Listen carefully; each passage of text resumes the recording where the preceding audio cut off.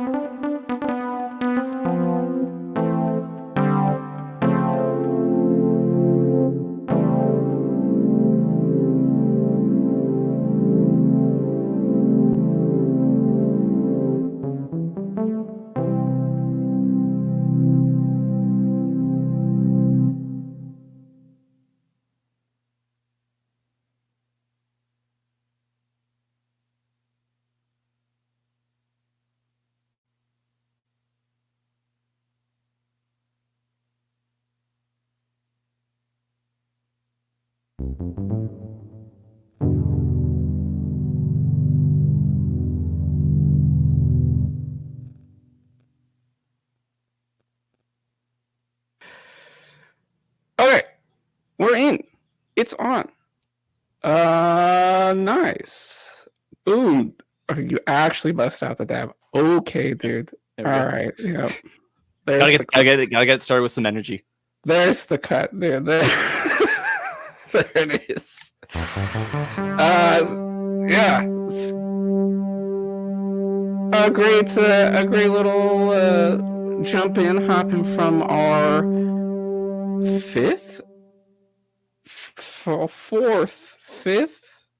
fourth guest, Jake Jones. welcome guys. to the Anatube Interviews. Jake, thank you so much for being here. Thank you for having me. Yeah, I'm very glad to have you. You're on the short list of creators I wanted to hit up first. This is the Anatube Interviews, where my plan is just to keep interviewing just everybody, you know.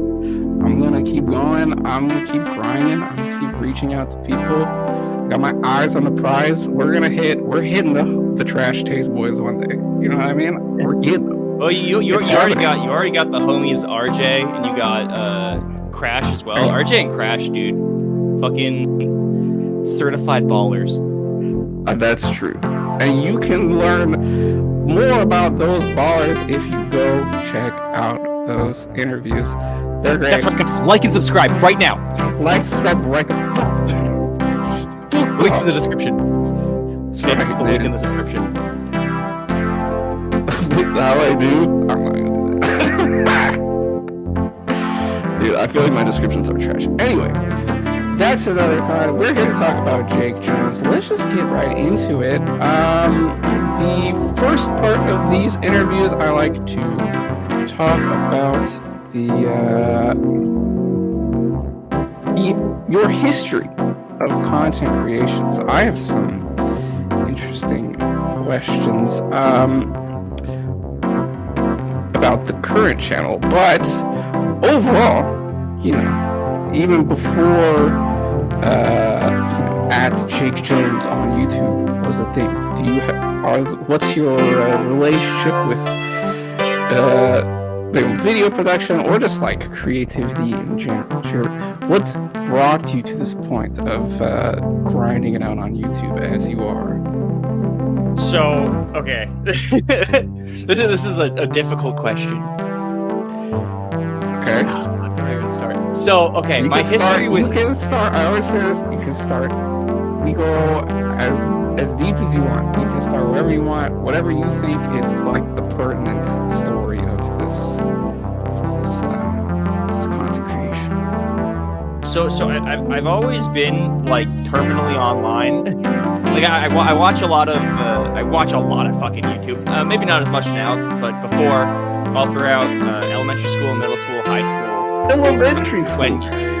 Elementary school. YouTube started in 2005. I was in elementary school until 2009. Yeah, fucking I'll dox my age, whatever. But yeah, technically elementary school. You're actually 25, right? Oh wait, I forgot. 25. Boom, hit me before you keep going. Hit me with your name, age, and general location. I have to get specific, obviously. Yes, the three little numbers on the back of my credit card. Yep. So, okay. My name is Jake Jones. That is my real name. I wish I kind of came up with a cooler idea for a YouTube channel name rather than just my real name, but sometimes it be that way. I am 25 years old, born September 19th, 1997. I am a Virgo, for anyone interested in that. Not that I know what that means, but for people that do, let us know. General location. I live in Massachusetts, to be specific, Boston. If you try to find me, I don't know. Maybe we can duke it out. Go crazy, bro. You're wildin'. Yeah.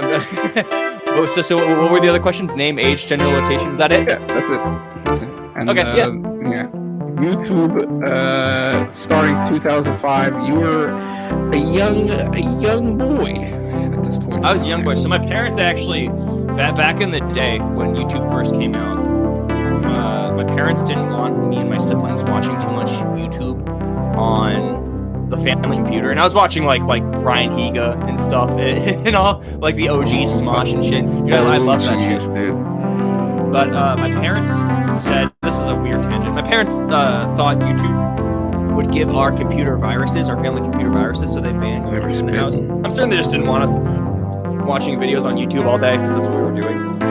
But my workaround for that was using, if you type something in on Google and then click videos rather than just like going to YouTube and typing in something. So say I wanted to watch like Smosh on YouTube, I'd look up Smosh videos, click enter, and I would click the video tab on Google, and it'd bring up all of these video options you could watch, whether it be like YouTube or don't know, live leak or whatever. Probably not live leak. But I would just watch videos on that and pretend that wasn't YouTube and it was just Google, and it would give our computer viruses. And then that actually did end up giving our computer a virus. This is my YouTube history. That is very useless information.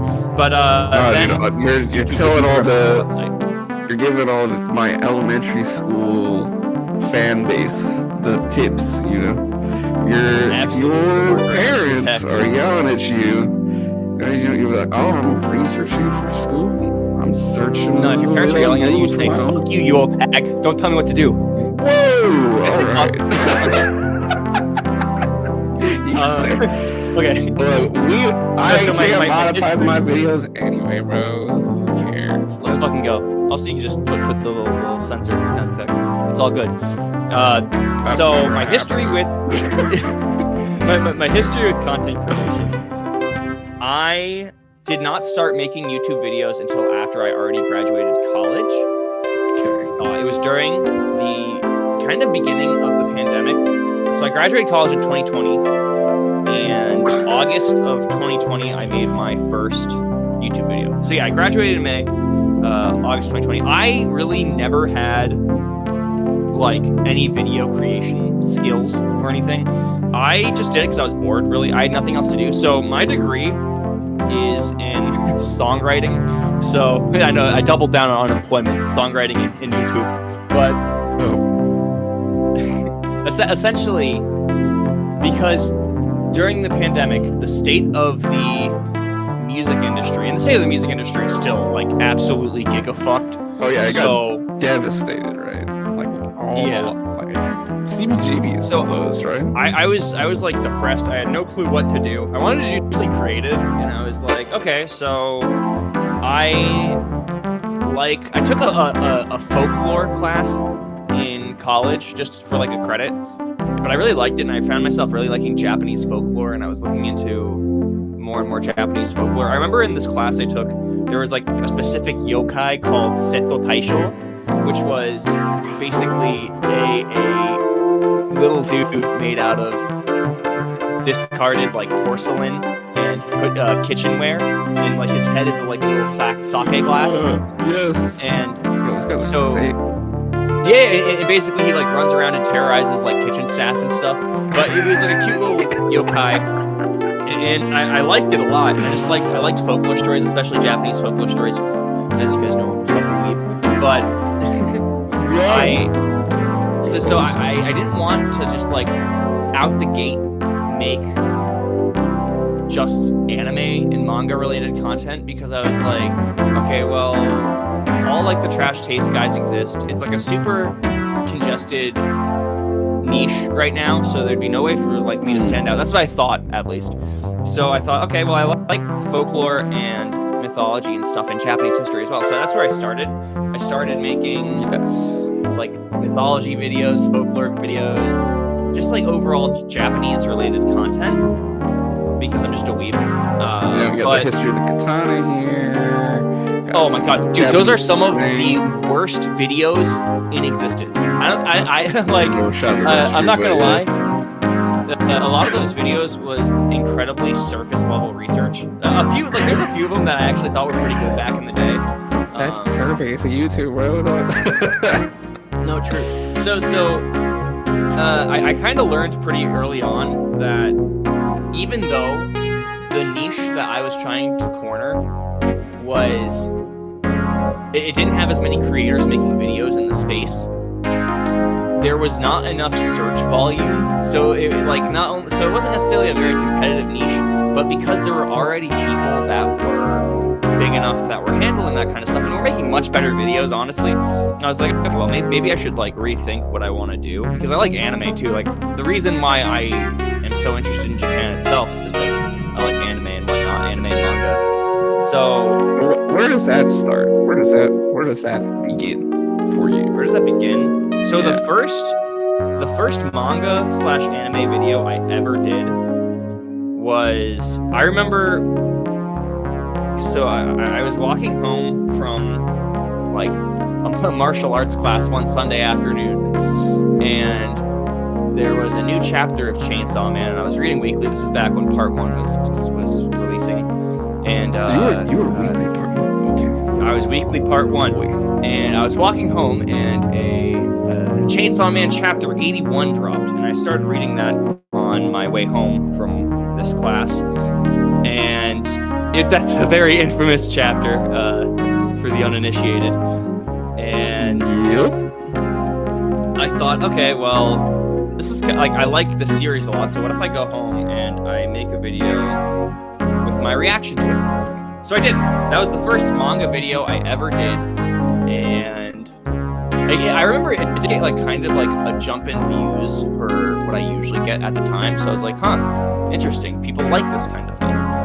It was a terrible video. That is actually completely unlisted. Not unlisted, but I don't see it on here.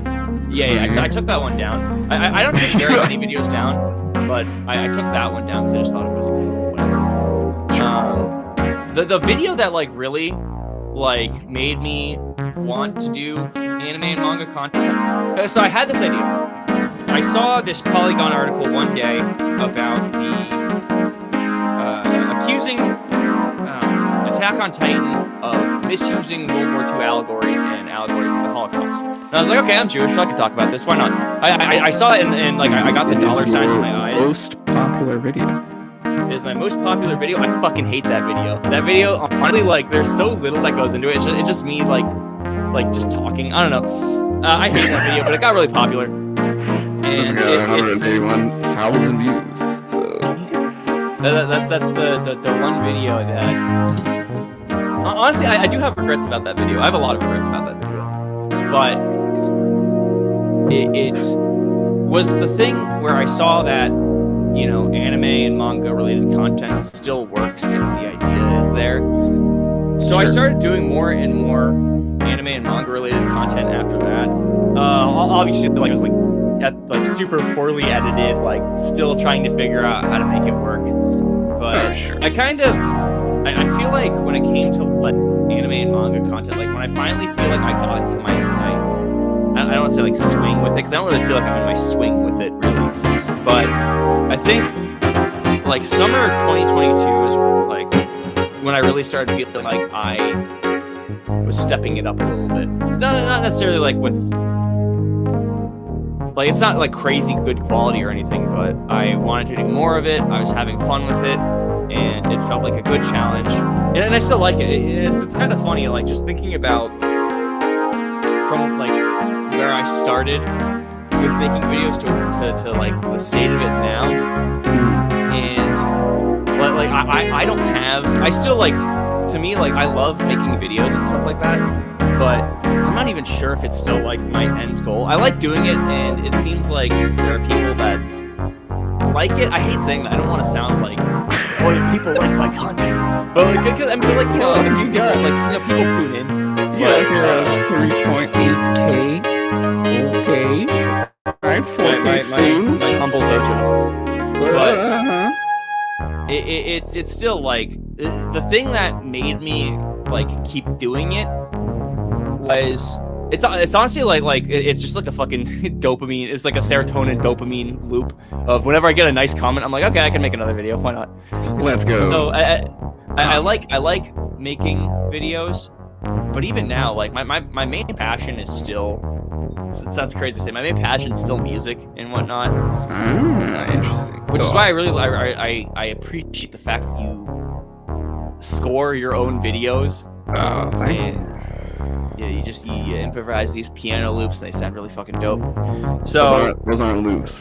That's or it's constant like it's like one just long riff, and it's really cool. Yes. Or like 40 minutes to half an hour or an hour and a half. So that's super cool. Thank you. That's a very long are you a producer? Do you do music production? There is a video on here where you say professional songwriter. I saw that one. The professional songwriter analyzes kickback, right?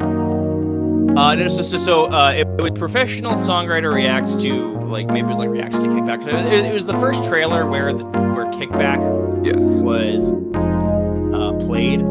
funny enough, I just did that. That was just a clickbait title. I don't think I ever like talk about anything like super deep within like the music of it or anything. It's just a clickbait title. Just, you know, greedy YouTuber wanting views. But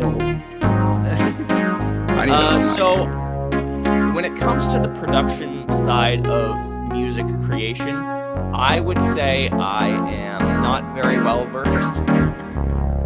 I've taken classes, like I can handle my way around a DAW. Like I mostly use Logic for my music creation, and like I know a little bit of Pro Tools, a little bit of what's the other one called? Oh, Jesus Christ, I'm forgetting the name. Whatever. If I remember, I'll say it. But I definitely, I'm not a producer, I would say. I'm not an engineer or producer for music. I'm not very savvy on the technological end. It's mostly just like playing a guitar, like playing a bass, vocals, all that stuff, and just songwriting in general. My music theory knowledge is, I would say, decent, but that's about where it ends.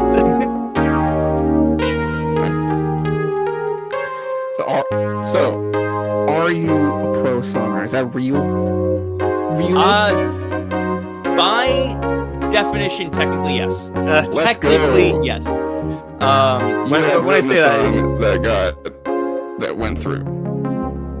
So I wouldn't say that, but there is a piece of paper from a music college that says that I am I have a degree in it, so that's as far as the professional songwriter goes. Okay, you studied song. You still do something? Oh yeah, definitely. I recently, actually, I don't even know if I'm allowed to talk about this, but as vaguely as possible, I recently joined another group for music. So that's super exciting.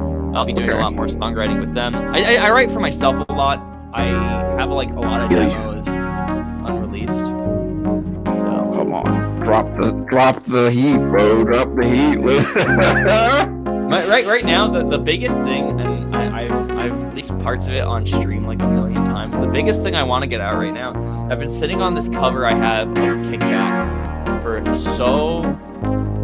so long. I've had it fully recorded and mixed and mastered since probably December, and as I have a music video filmed for it too. But as soon as the Chainsaw Man anime ended, like my motivation for getting it out kind of died, because I was like, I fucking missed the wave. But I still want to get it out because I think it would still pop so hard on it. Dude. Kickback is huge, dude. Yeah, Kickback is how many plays do they have on Spotify? That's some disgusting amount, dude. Let's learn. While I'm pulling that up, so you transitioned from.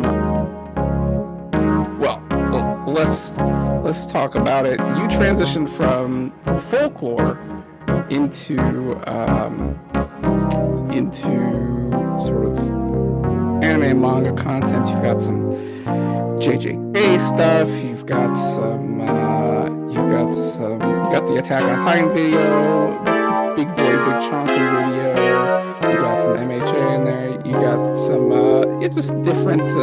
Check this one out. You did Skip and Loafer video recently. Let's go, Skip and Loafer. Boom. Dude, I fucking love Skip and Loafer. I am so good. That's probably my favorite manga right now.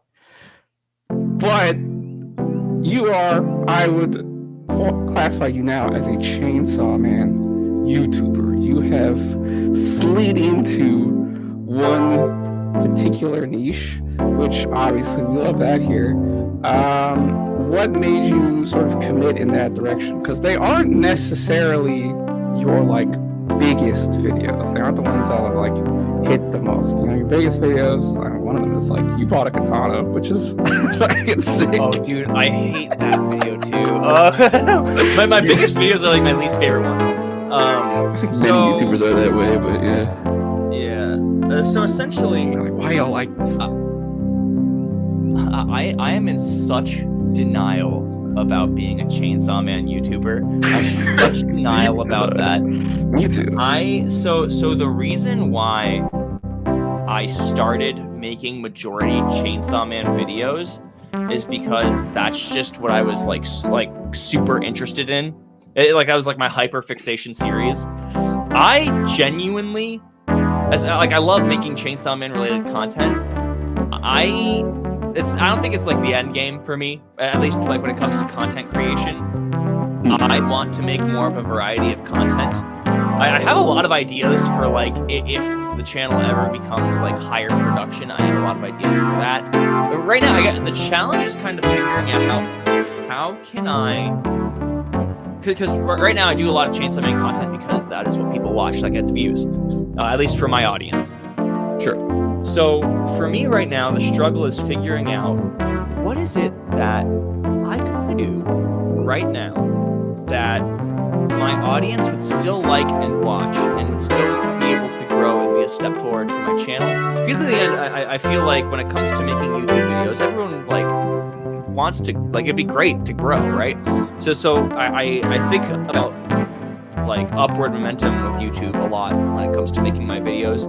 Right now, it's just, Chainsaw Man videos are the easiest for me to make. I can kind of turn my brain off and just talk about something that I like. And that's really how that started. Most of my videos is, for the most part, me turning off my brain and talking about things that I like. I have some other videos coming soon. I have 2 videos fully edited, and they're just like stream VODs, but it's not really Chainsaw Man related. Like I have the waifu tier list stream VOD it's finally fully edited. We can put that out. I'm assuming that's gonna come out this week at some point. But I'm thinking like for directions, I want to keep things still. I would like to keep things anime and manga related on my channel, but I would love to do, because I'm a huge fan of Abroad in Japan, Trash Taste, all of those channels, and I love their IRL, like outside in Japan doing stuff videos. I love the cyclothon that Connor does. I love the Journey Across Japan, especially the first one where Chris cycled all the way from the top of Honshu to the That was bottom insane, man. of Kyushu. Yeah, so it's like videos like that. I love that kind of stuff, and I'd like to one day be able to do something like that. You should make some, introduce Boston to Japanese people. Yes. So it's crazy. I have, it's funny. I have these friends in Boston that are from Japan that I go out with them a lot. They're just like good friends of mine, and anytime like I want an in on to like how any anime or manga are being like received in Japan. I always ask them about it because I think one of my friends, his views are often very in line with like popular opinion in Japan. So when like the Chainsaw Man anime wasn't as well received in Japan, I asked him about it. I was just like, hey man, people in Japan not like the Chainsaw Man anime? And he was like, no, I also kind of think it's okay. Like I'm not really a fan. I was like, oh yeah, why is that? He was like, well, the art style isn't as good, and like commented on like how it's kind of slow and the direction isn't great. And those are a lot of big opinions in Japan as well. I'm kind of lost in the sauce. What was the question again? I am lost in the sauce too. Where, like, your Chainsaw Man history, how did you get in there? And you're kind of like, I'm trying to get out though. You're trying to get out, but how did you get in? You just started getting in though. You just went in there. So it's not necessarily that I want like out, but I want to expand, So sure. I'd like, because I do have fun making videos, and because it is like somewhat like, you know, like sometimes I have videos that perform kind of decently. It's a good feeling.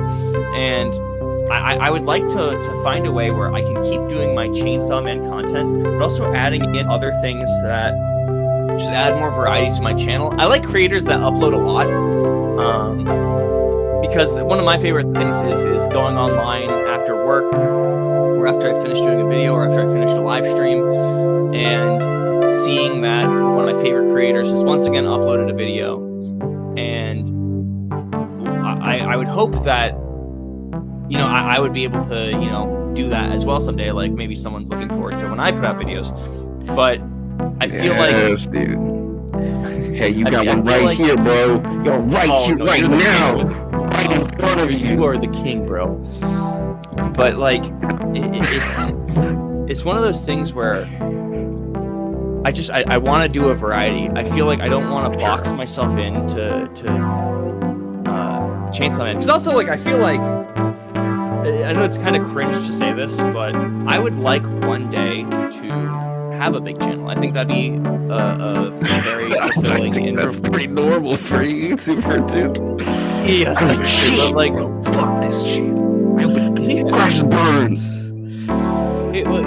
Well, I know like a lot of people make videos just for fun, and because video creation is fun, but like I do think about how it would be so ideal for me. Whenever people ask me like, what do you want to do with your life, I always say that I will be happy as long as A, I'm my own boss, and B, I'm doing something creative. That's a pretty fucking tall order. Yeah. Those things are tough. Even not being your own boss in creative spaces is hard, and then trying to, you know, grind it out entrepreneurial is it's a real deal, the max level. So essentially, you know, like when I think about making just Chainsaw Man content, and this is kind of like a shallow and almost vain way to look at it, but I think about it, and if I were to have my YouTube channel only be Chainsaw Man content, I have set myself a popularity ceiling that even if I was like the best of the best at doing it, and like, you know, I've cornered the niche, which Sufferance has done, not me. But even if I were Sufferance, you know, and I fucking love Sufferance. There is only a certain, like, there's only so many people that are looking for specifically Chainsaw Man related content, and I think it would be like, and also it's easy to get burned out on something if you're doing it all the fucking time. Everywhere I look in my room, there's like Chainsaw Man everywhere. And I love Chainsaw Man, but it's gotten to the point where like on Monday I do like the live streams for Chainsaw Man, and Tuesday I do the video, and then the rest of the week I like don't even look into it. I wanna read Skip and Loafer, watch Skip and Loafer. I wanna. That's I'm excited for the new Oshinoko episode today. Yes. The new Oshinoko chapters. So it's one of those things where I don't necessarily want out, but I want a variety, you know? Okay. Trying to branch out. Well, if you watch the RJ video, the way to do it is to just do it. Just get out. You know what I mean? RJ is similarly, before we started recording, I told Doves that the vibe of his channel is totally like fuck it, we ball. RJ is on a similar level of fuck it, we ball. He just does whatever the fuck he wants. It's so nice to see. Dude, his videos are like, he went into the production process. It's crazy. He's a true filmmaker, bro. Dude, no, he's the GOAT. I love how he'll go like super hard on things that like very few people will care about, but like he goes so hard on it, because if he cares about it, he goes in. Dude, I fucking love On the Rise. RJ is a GOAT. I recently, like, we only recently started talking, and dare I even say fucking befriending each other. Like, if he doesn't see it, I see it, dude. RJ's my homie. But like, even if it's one-sided, but he's just so good. He's one of those channels that I look at it and I'm like, I want to do things the way he does it. There's another creator I worked with over the summer, and he recently had like a huge boost in popularity. But I worked with this creator named Pixel Drink over the summer. We did a quiz video together. We did 2 different quiz videos. I made someone take the hardest Chainsaw Man quiz. Yeah, and it was so much fun working with him. And he's another one of those channels where when I see the style of how he does things, like right now he got a lot of popularity because he's mostly My Hero Academia focused. He got a lot of popularity, I believe, from My Hero Academia characters being added to Fortnite, and he really rode that wave and gained a lot of subs from that. But he has a style of video where he'll like get to a cosplay and he'll, oh my god, he has like Herculean confidence because he'll like go to the gym in a Bakugo cosplay, and he's a fantastic voice actor as well, so he does the voices perfectly. And it's just like, oh my god, I think about going out in like a cosplay and doing something silly. It kind of reminds me a lot of like Filthy Frank era YouTube, which is like hugely nostalgic. And I see videos like that, and I really like that kind of style. I would love to do more stuff like that. It's just like, man, like you gotta decrease the derangement, dude. You gotta push the... Yeah, absolutely, yeah. You gotta push the level Pixel is upward. certainly built different, yeah.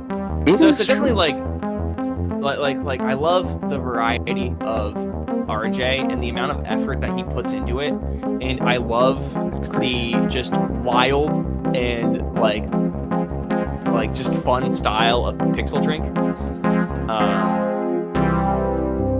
I got lost in the sauce again, but like basically, like I would love to go in a direction like that. Like I would love to take RJ and Pixel as like inspirations going forward.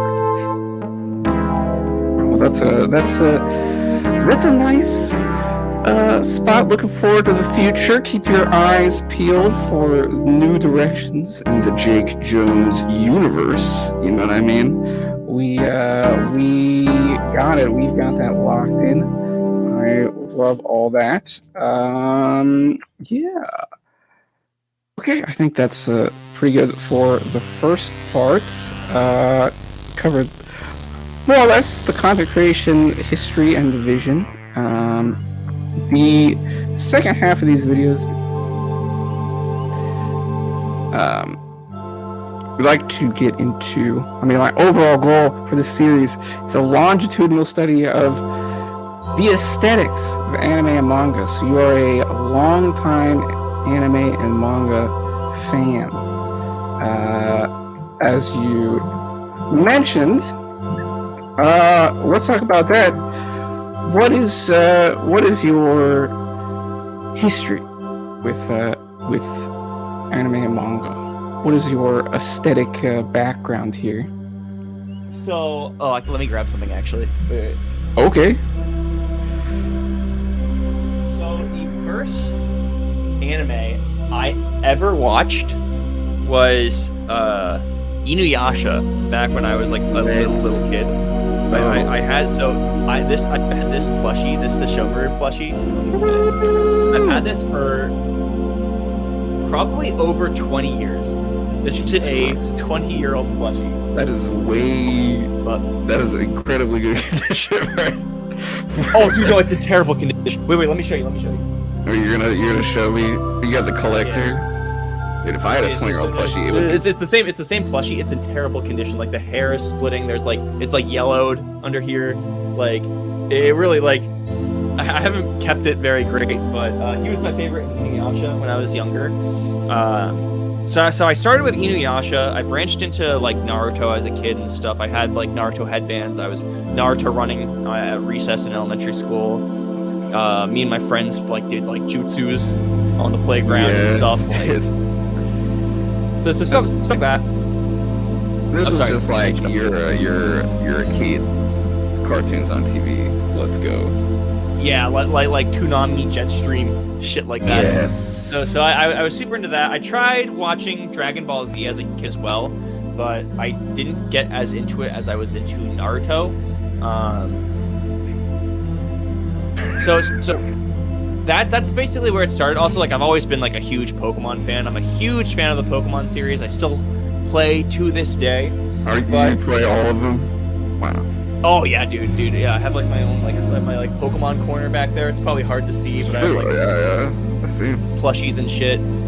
But that's like, Pokemon has always been like a constant in my life. I've always played Pokemon. I've always played new games. But around like middle school, I kind of was like, okay, I want to get a girlfriend, so I can't be liking anime or manga. So I pretended that I don't like anime or manga, and I actually, for the most part, I stopped reading reading manga or watching anime. Yeah, I was a closet weeb for so long. And then like into high school, my brother, I have an older brother, and he started getting into anime and manga again. And it was like really weird for me because he was out of anime and manga way before I was. So like after like elementary school, like he didn't give a shit about anime or manga. Then he was in college and he started like reading manga and watching anime, and I was like, what the fuck? Like, isn't that like weird? Isn't that like dork shit? And he was like, nah, dude, just slaps. And so I was like, okay, like I guess like maybe I'll get in touch with my inner kid again. So I watched Kill la Kill, if you'll believe it. I believe it, dude. So I was looking into appeal to you as a young adult man. I would never imagine. Yeah, sure, exactly. Yeah. So I think I was maybe like 15 or 16, getting back into anime. So I watched Kill la Kill. Like I watched Full Metal Alchemist Brotherhood. And then I just kept going from there. What a great period, dude. That was such a absolutely. Attack on Titan. Yeah. That was incredible. So I went through all of the motions and whatnot, and then it just kind of stuck with me. I got to a point in my life where I finally realized, like, if I keep denying myself the things that I like, I'm gonna be miserable. If I'm like trying to like hide the aspects of myself from other people just so I can seem more appealing to people I don't care about, like, I'm gonna live a miserable life. So now I have 3 huge Chainsaw Man body pillows in my room, and maybe I went too far. So you know what? Live your truth, King. All right, it is what it is. You know what I mean? You do what you gotta do. Okay, so that's kind of the history. In terms of what you enjoy, obviously we'll talk about Chainsaw Man, but are there any other sort of big signpost series in your mind, things that have affected sort of how you think about the medium, how you think about, just like media? What are the big impacts in your mind of things you have consumed? So like anime and manga related content? Yes. So my original hyperfixation, I guess like Attack on Titan was a pretty big hyperfixation for me when I was younger. But Tokyo Ghoul, dude, that shit had a huge hold on me when I was younger. I read weekly. I was a huge fan before Chainsaw Man even existed, dude. Yeah, the manga. Yeah, fuck the anime. The anime is literal fucking dog water. I have never seen an anime or I've never seen a manga series so fucking misused and just so dirty, dude. Violated between like in transition from anime to manga. Holy shit. So yeah, I was a huge Tokyo Ghoul manga fan, and like I was that was like my first hyperfixation. If I were on YouTube back then, I would have totally been making like weekly Tokyo Ghoul reviews. Yeah. And like I have some like I have the entire manga down there. I have some cool like rare merch from Tokyo Ghoul. That was the first cosplay I ever did was Ken Kaneki at not Anime Boston, Baltimore Comic Con, because I'm from the DC area, and it was a lot of fun. But that is a huge cornerstone series for me right now. I love a lot of series. I like Oshinoko a lot. I like Jujutsu Kaisen. Jujutsu Kaisen, I'm kind of like, at least for the manga, I'm falling a bit out of love with it right now. Dude, just because there's so much world building. Jujutsu Kaisen is just like, dude, I don't know. I don't know, bro. It's getting right now, dude. Just Gege Akutami got lost in the sauce for world building. It's like every chapter's a fucking world building chapter. I'm like, dude, please just give me the main character. But where is Yuji, bro? Where is he? Skip and Loafer, I love. That's like a huge one for me right now. I kept up with Rent a Girlfriend for far too long as well, but I'm still on it, bro. Dude, I can't. Every few few months or so, because I dropped it almost a year ago now. I dropped Rent a Girlfriend after the Hawaiians arc. So after the that finished up, and when it didn't end up being like a huge climax for the series like I thought it was gonna be, and also that entire arc was so annoying.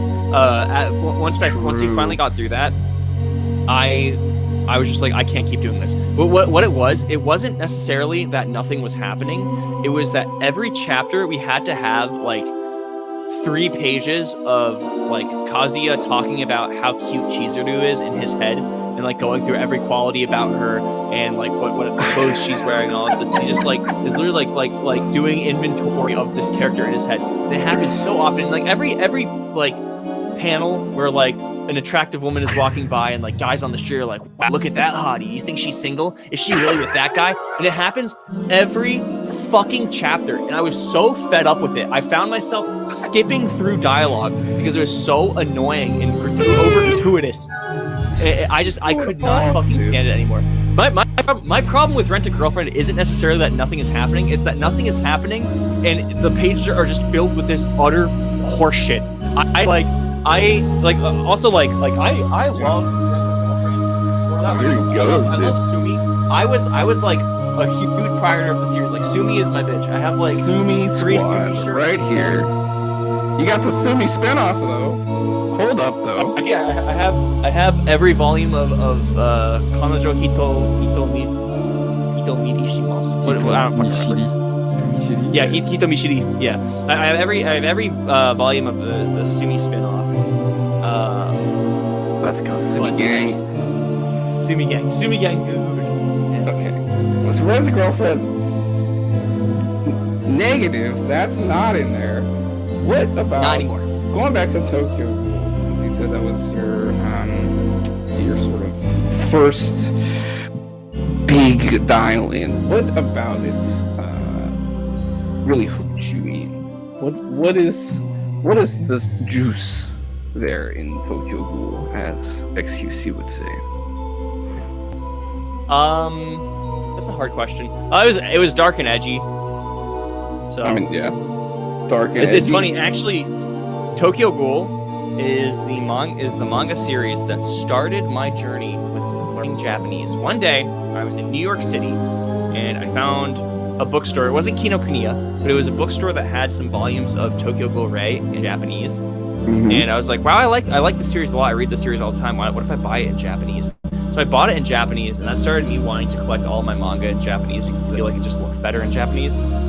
And I opened it up, and I was like, man, I really wish I could read this. And so I was like, okay, fuck it. Like, I'm just gonna start learning Japanese so I can read it.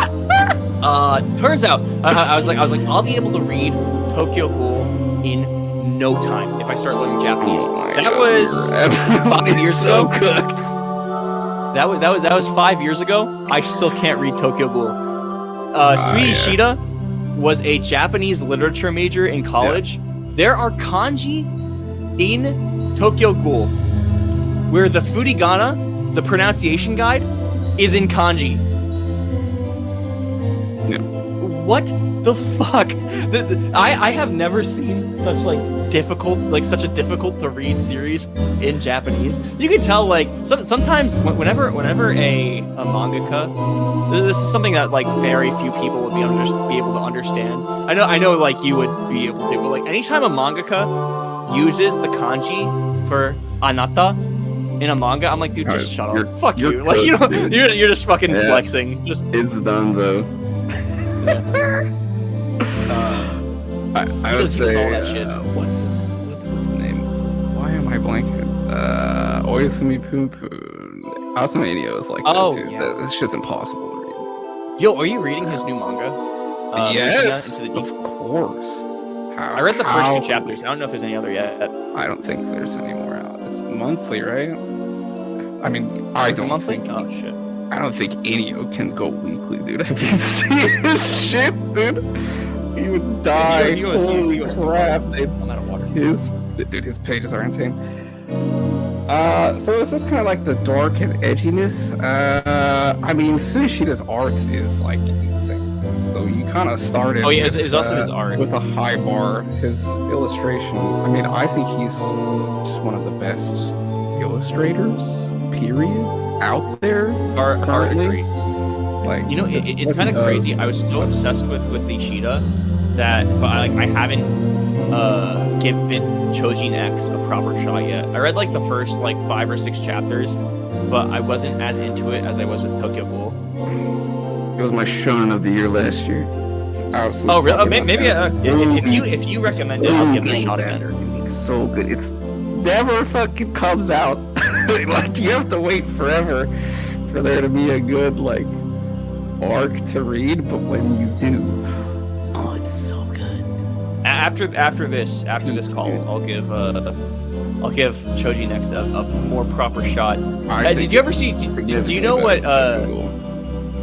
Have you ever seen any of Suishida's works from before Tokyo Ghoul? Do you ever see his webcomic, The Penis Man? What? You have to look that up. Look that up. Suishida Penis Man. Okay. This interview is going great, dude. Perfect. Yes, we got Tokyo Ghoul. Attack on Titan.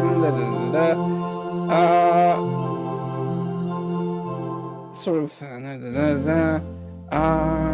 Okay, so let's talk Chainsaw Man. Let's talk. How did this happen? How did you come across this series? So I like to think that I guess I don't know if I could consider myself an early adopter of Chainsaw Man, but so I started around the Reize arc, around like chapter 40 something, and the reason I started was because I was on Reddit and there was it looked like there was a series called Chainsaw Man that was getting a lot of hype on r/manga, and I remember seeing a chapter discussion thread for a chapter of Chainsaw Man, and I clicked on it, and the top comment was something like, Fujimoto can't keep getting away with drawing NSFF or NSFW pages like this in Shonen Jump. I don't know how they let this through, but they said like in like a hype way, not like, oh, that's bad, like, but it was like super hype, like this was a super sexy page. So I was like, okay, well, I have to see what this is all about. So I clicked the chapter. Just in the magazine, dude. What a freak! He just doesn't care. It was the chapter of Denji and Reize, in the pool. So yes, I saw this and I was like, this looks kind of crazy. So then I went back to chapter 1 and started reading through it, and I was like, damn, this is really good. So then I stuck with it, and it was a pretty big hyperfixation after that. And then as soon as I caught up, maybe like a stroke of bad luck, but as soon as I caught up with Chainsaw Man, the pandemic hit, and I had nothing to do. So maybe it was me reading Chainsaw Man that caused the pandemic all along. It cannot be, but you know what? We'll go with it. Yeah, because that's right about when part 1 was ending. Is that right? So all the lockdowns started in March of 2020. Chainsaw Man ended. In the Northeast, too. Yeah. Northeast, yeah. Chainsaw Man ended December of 2020, I believe. Right. Yeah, December 2020. That's crazy. That's not even that long ago. Okay. Well, Chainsaw Man is a very rich, complex series. Lots of different people engage in lots of different ways. What's your take what is your? I mean, and again, we can go as deep as you want. Broadly speaking, what is it in your mind that makes Chainsaw Man stand out? That got you hooked in? So, have you ever heard, like, you ever see the meme whenever like a series has like wild twists and turns? People always like to say this has Chainsaw Man pacing. Yeah. I think part of what makes Chainsaw Man so good to me is like the Chainsaw Man pacing. It's such a wacky series. I think what hooked me in the first place is it's like the jarring moments. A great example, one of my favorite chapters, chapter 85, the family burger chapter, where in the middle of a fight, Chainsaw Man disappears and gets a hamburger. Why? It's just like one of the craziest things, and things just like things happen seeming without rhyme or reason, but not in a way that's like too conceited or like not in a way that makes like you think that Fujimoto thinks he's better than the audience, or that he's like he's too tough to understand for the audience. Like he does it in a way that's like he does it purely for like entertainment value, and at least that's what I think. And it reads like super well, and it's one of those things where there are so many chapters, especially reading it weekly, where at the end of the day, after I read the chapter, I'm like, what the fuck did I just read? And yes. I get that feeling a lot. There are more chapters than I can count that after I read it, I thought like, this is peak fiction. Like I am currently witnessing like greatness. Oh God, dude. Yeah, and I sound like such a dick rider when I say that, but a lot of it, like, there's so much about Chainsaw Man that makes it likable to me. The art style as well. The art, Fujimoto has one of the most unique art styles in the world. One thing that I thought made Chainsaw Man, it was more prevalent in part 1 than in part 2, because in part 2, I feel like everything is like super detailed and immaculate. In part 1, one vibe that I kind of liked a lot was how almost minimalistic all of the people looked in Chainsaw Man.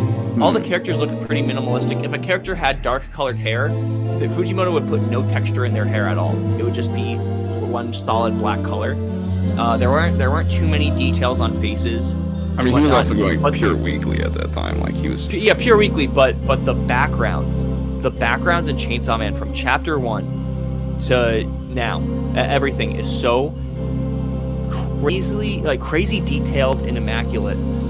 And it's just this weird, what started my infatuation with the art style was this weird contrast between the plain and minimalistic looking characters and these crazy elaborate backgrounds that are so detailed in how they're drawn that they almost look like they're pictures from the real world. A lot of the times he uses real world influence with his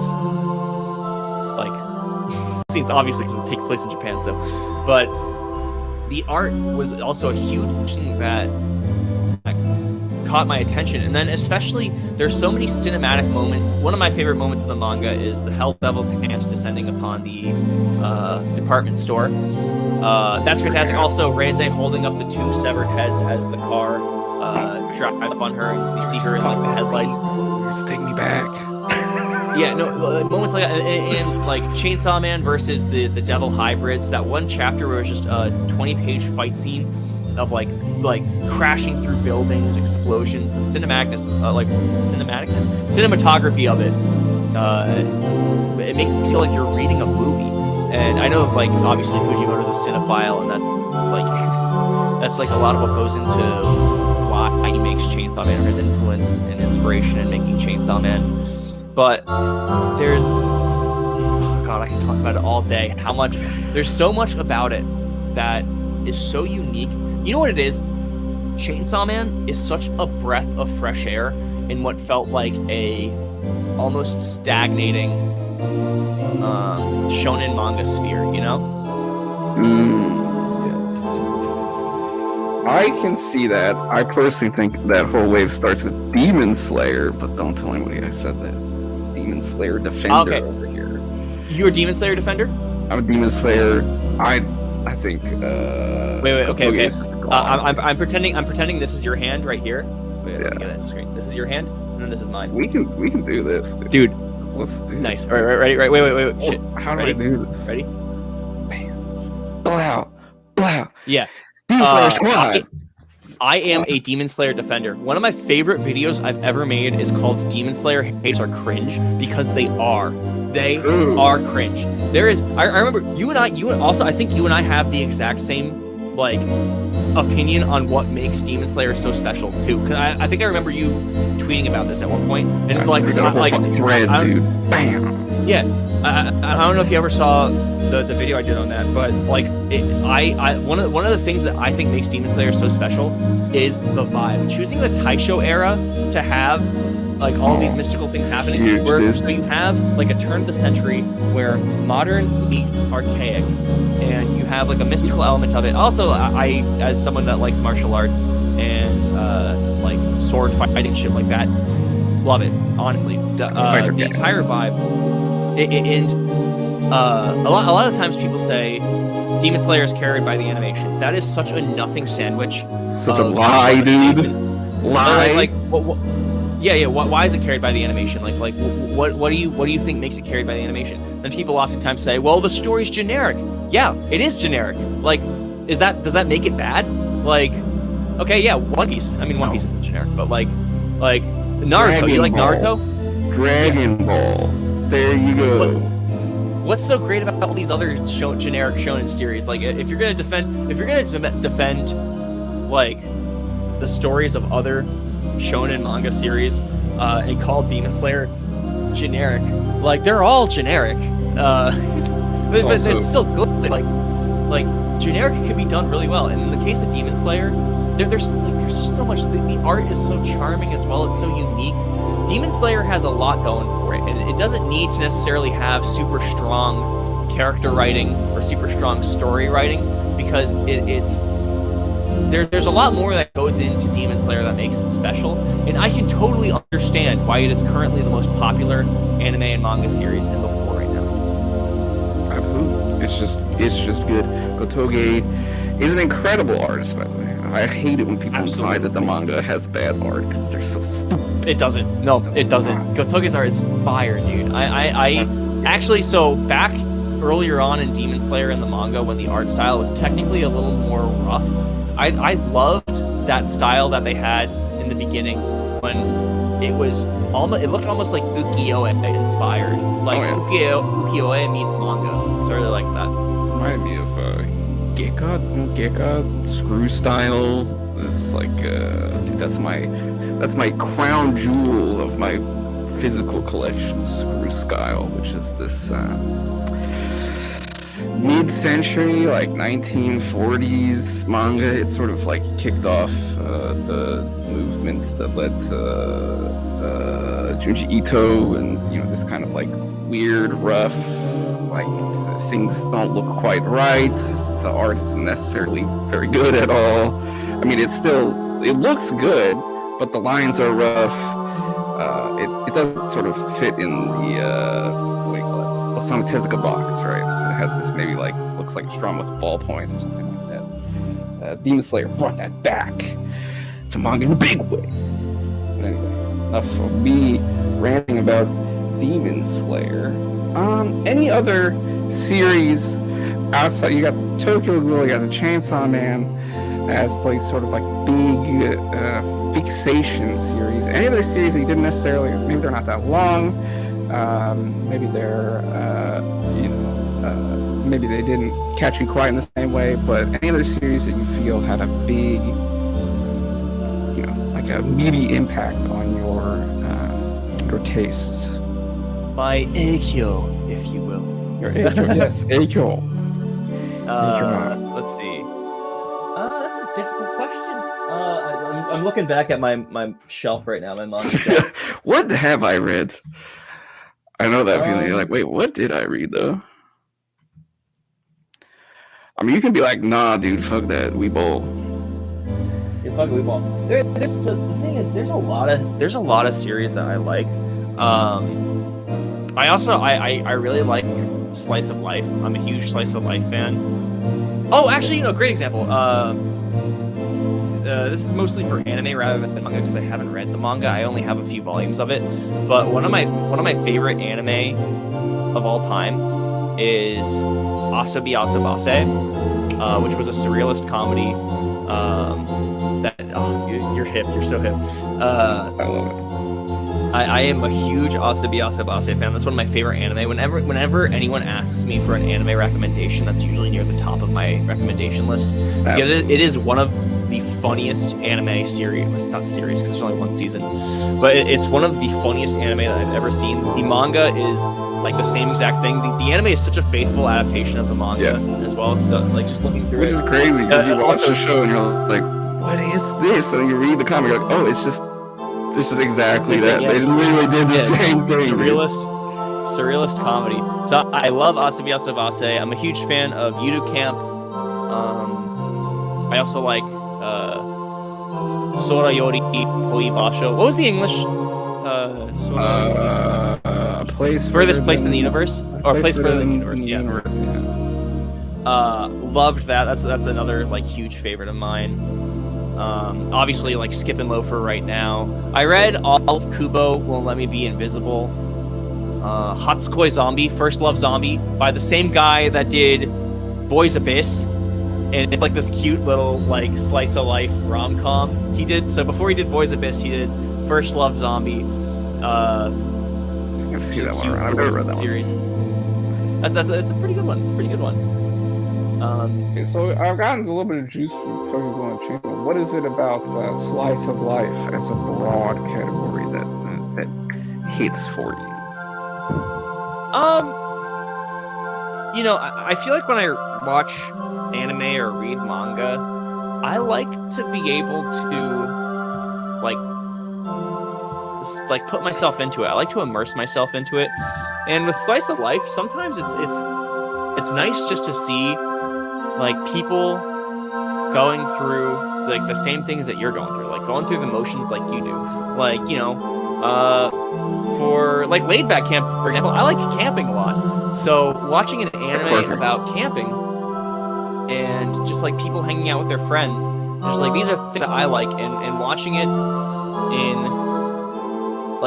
in anime form, it's like bringing in two things I love together. Actually, the perfect example of this, Bocchi the Rock was my anime of 2022. I loved it so much, and it brings together. There's a lot of Bocchi the Rock that I really relate to, and like how I was back in high school, wanting to be in a band so bad, but like not having the best like people skills and whatnot. So there's seeing.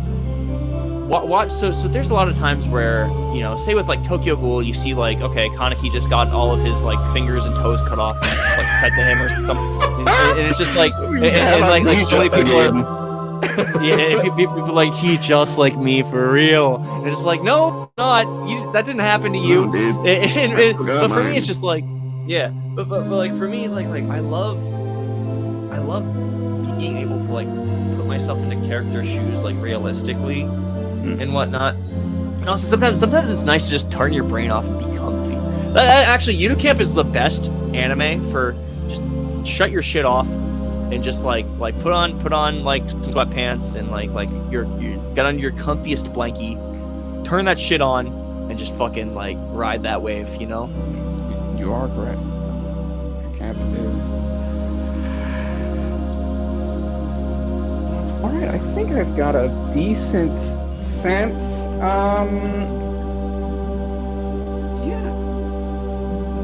Any other big statements you want to make about your aesthetics, like what it is you enjoy, before we wrap it up here? That's a very difficult question. I mean, I feel like for myself, and especially for my YouTube channel, I feel like what at least what I hope for it is that it will always be a reflection of what I'm interested in, and wherever my channel goes in the future, I hope it continues to just be a reflection of my interests. Because I don't really put that much thought into it. But Fine. as far as like my vibe and aesthetic in relation to anime and manga and content creation, I guess like my biggest thing is that I like to not think about it too much, you know? I see a lot of anime and manga YouTubers. This is not me talking down in any way, shape, or form, because I'm jealous of people that can do this. But people that do these like super deep dive videos, they have all this awesome research onto their topic. A lot of times, a lot of Chainsaw Man videos that did really well in specific were videos that did deep dives into the animation of Chainsaw Man because it was animated very well. And that's not something I'd ever be interested in making, because those videos do well, but that's not like the kind of person I am.